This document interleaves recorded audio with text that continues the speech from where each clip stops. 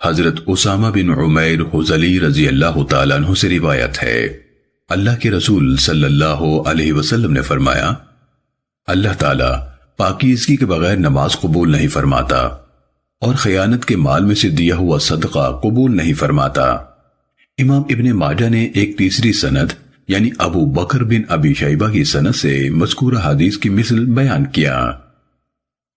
سنن ابن ماجہ حدیث نمبر 271۔ حضرت عبداللہ بن عمر رضی اللہ تعالیٰ عنہما سے روایت ہے، رسول اللہ صلی اللہ علیہ وسلم نے فرمایا، اللہ تعالیٰ پاکیزگی کے بغیر نماز قبول نہیں فرماتا اور خیانت کے مال میں سے صدقہ قبول نہیں فرماتا۔ سنن ابن ماجہ حدیث نمبر 272۔ حضرت انس بن مالک رضی اللہ تعالیٰ عنہ سے روایت ہے، انہوں نے فرمایا، میں نے رسول اللہ صلی اللہ علیہ وسلم سے سنا، آپ فرما رہے تھے، اللہ تعالیٰ پاکیزگی کے بغیر نماز قبول نہیں فرماتا اور خیانت کے مال میں سے صدقہ قبول نہیں فرماتا۔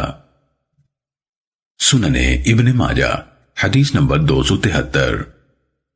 حضرت ابو بکرہ رضی اللہ تعالیٰ عنہ سے روایت ہے، رسول اللہ صلی اللہ علیہ وسلم نے فرمایا، اللہ تعالیٰ پاکیزگی کے بغیر نماز قبول نہیں فرماتا اور خیانت کے مال میں سے صدقہ قبول نہیں فرماتا۔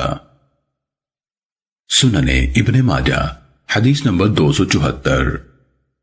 حضرت علی رضی اللہ تعالیٰ عنہ سے روایت ہے، رسول اللہ صلی اللہ علیہ وسلم نے فرمایا، نماز کی کنجی پاکیزگی ہے اور نماز کی تحریم یعنی اس میں پابندیاں لگانے والی چیز تکبیر ہے، اور نماز کی تحلیل یعنی اس میں پابندیاں ختم کرنے والی چیز سلام ہے۔ سنن ابن ماجہ حدیث نمبر 275۔